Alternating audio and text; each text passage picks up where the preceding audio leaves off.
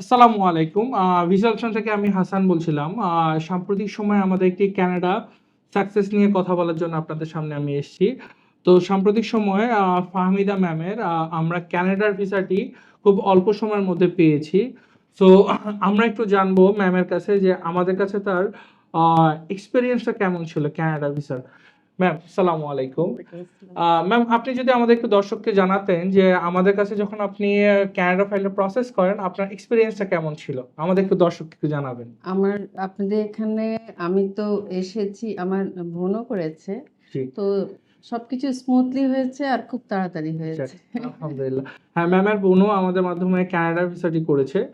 So Canada ভিসাটি একটি document based visa. সঠিকভাবে করে যদি আপনি অ্যাপ্লিকেশন করেন সেক্ষেত্রে আপনার ভিসাটা খুব দ্রুত সময়ের মধ্যেই চলে আসে।